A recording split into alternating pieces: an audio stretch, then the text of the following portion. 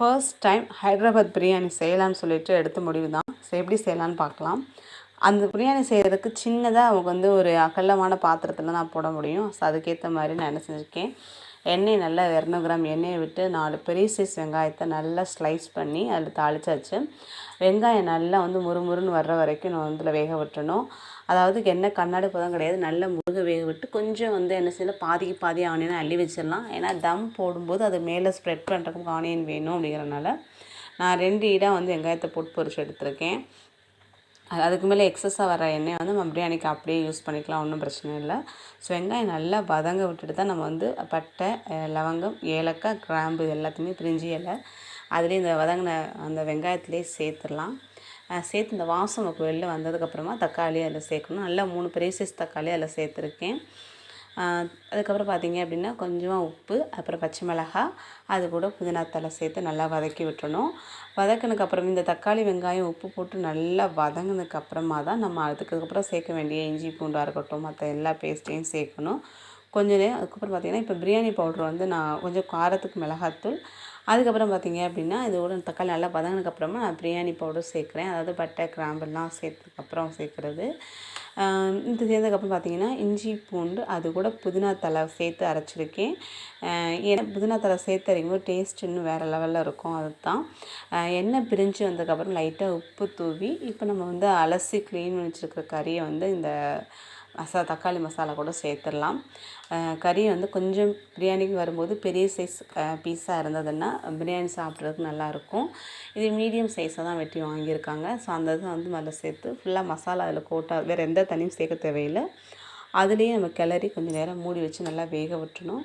தேவையான அளவு உப்பு சேர்த்து இந்த கறியை நல்லா அதாவது தக்காளியில் இருக்கிற அந்த மசாலா எல்லாமே நமக்கு சிக்கனில் மேரினேட் ஆகிற மாதிரி என்ன செஞ்சாலும் கரண்டி வச்சு நல்லா கிண்டி விட்டு வேலைக்கிளே கிண்டி விட்டு மூடி வேக வச்சிங்க அப்படின்னா நமக்கு அரை பதமாக வெந்திருக்கணும். ஏன்னா ரைஸ் வந்து நம்ம அரை பதமாக வேக வைக்கிறனால கறியும் ஒரு அரை பதத்துக்கு இருந்தால் சரியாக இருக்கும்.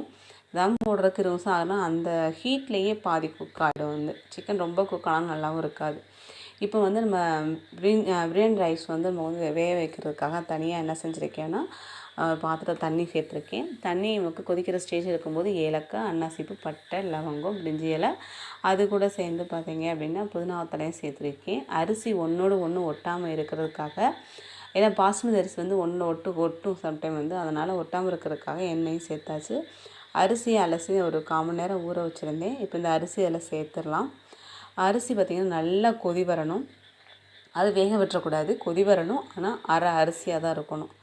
ஒரு கொதி கொதிச்சிருக்கணும், அவ்வளோ போதுமானது. இப்போ இந்த பட்டை இதெல்லாம் சேர்க்கும்போது என்ன அப்படின்னா நமக்கு வந்து பிரியாணி பாஸ்மதி ரைஸில் பார்த்திங்கன்னா அரிசியை விட ஒரு பவுடர் மாதிரி ஸ்மெல் இருக்கும். அது ஸ்மெல் இருக்காது. ப்ளஸ் நல்ல உங்களுக்கு பிரியாணி ஸ்மெல் வந்து என்ஹான்ஸ் பண்ணி கொடுக்கும் பட்டை, லவங்கம் இதெல்லாம் சேர்க்கும்போது. இப்போ பார்த்திங்கன்னா தெரியும், முழு அரிசியாக இருக்கும் ஆனால் நீளமாக இருக்கும். இந்த ஸ்டேஜில் நம்ம அரிசி எடுத்துருந்தலன்னா தண்ணியை வடித்து நம்ம தம் போட்டு வச்சுருக்கிற இதில் வந்து மாற்றிடலாம். இப்போ நம்ம எதில் பிரியாணி தம் போட போகிறோமோ அந்த பாத்திரத்துக்கு நான் மீத எல்லா ரைஸையுமே இடத்துல சேர்க்குறேன். சேர்த்துட்டு என்ன செஞ்சிடணும் அப்படின்னா அந்த கீழே இருக்கிற அந்த கறியில் மசாலா வந்து என்னென்னா எல்லா ரைஸ்லேயும் லைட்டாக முங்குற மாதிரி இருந்தால் போதும். இல்லாட்டா கீழேருந்து மேலே வரை பரட்டி விடலாம். அரிசி அவ்வளோ சீக்கிரம்லாம் உடையாது. ஏன்னா அவங்க வந்து குழைய வேகலை இல்லையா, அரை வேகடாக இருக்கிறதுனால உடையாது.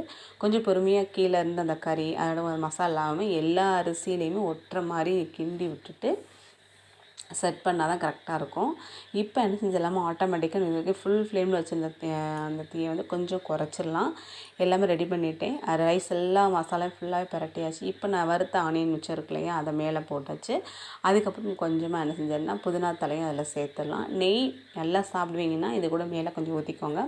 இப்போ ஒரு பாத்திரத்தை மூடி வச்சு நான் என்ன செஞ்சேன், கொஞ்சமாக மைதா மாவு சேர்த்து ஆவி வெளியேறாமல் இருக்கிறதுக்காக நான் சைடில் ஒரு சுற்று விட்டுருக்கேன். அதுக்கு மேலே வந்து வெயிட்டுக்காக வந்து தண்ணி வந்து ஒரு குண்டானில் ஊற்றி மேலே தூக்கி வச்சாச்சு. கரெக்டாக 20 நிமிஷம் தீ வந்து கரெக்டாக சிம்மில் தான் வைக்கணும். நீங்கள் அடுப்பு இருக்கிறது வந்து அதுக்கப்புறம் நிறையா வைக்க வேணாம். எனக்கு தண்ணி இல்லாததுனால ஹீட்டில் தான் வேக போகுது. நான் கீழே தோசைக்கல்ல எதுவுமே வைக்கலை, டைரெக்டாகவே அடுப்பில் தான் வச்சுருக்கேன். ஆனால் சிம்மில் இருக்குது.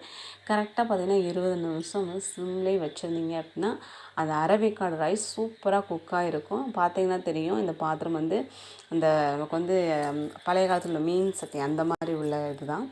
இப்போ கரெக்டாக 20 நிமிஷம் ஆயிடுச்சு. அந்த மைதா மாவு ஒட்டி இருந்தாலும் லைட்டாக மெதுவாக நான் ரிமூவ் பண்ணுறேன். இப்போ பார்த்திங்கன்னா சூப்பரான நமக்கு ஹைதராபாத் பிரியாணி ரெடி ஆயிடுச்சு. இப்போ ஆனியன் மேலே தான் இருக்குது. நமக்கு வேணுங்கிற இந்த ரைஸ் எடுக்கும்போது என்னென்னா கீழேருந்து ஒரு லைட்டாக ஒரு பெரட்டி தான் நம்ம வந்து சாப்பிட்றதுக்கு சர்வ் பண்ணணும். சூப்பராக பார்த்திங்கன்னா சோறு நல்லா தனித்தனியாக வந்துருச்சு. அதில் வந்து நல்லா அதாவது ஆறுச்சு. இன்னும் கொஞ்சம் அந்த ஆற விட்டோம் அப்படின்னா அது நல்லாவே வித்தியாசம் தெரியும் வந்து. அது மசாலா பிரியாணிக்கும் ஹைதராபாத் பிரியாணிக்கும் என்ன வித்தியாசம் அப்படின்னா நம்ம வந்து தனியாக வேக வச்சு சேர்க்குற மாதிரி இருக்கும். அவ்வளோதான் வந்து டேஸ்ட் வைஸ் ஓகே. நமக்கு வந்து நம்ம மேனுவலாக நம்ம பண்ணால் என்ன விஷயங்கள்லாம் பண்ணுமோ அதே மாதிரி தான். இப்போ நான் வந்து தயிர் சாதத்துக்கு இந்த சிக்கன் பிரியாணி கூட வந்து நான் ரைத்தா வச்சு சாப்பிட்டு பார்த்தேன். இனிமேல் கறி நல்லாவே வெந்துருந்துச்சு. இந்த வீடியோ பிடிச்சிருந்தா மறக்காமல் சேனலை சப்ஸ்கிரைப் பண்ணுங்கள், லைக் பண்ணுங்கள்.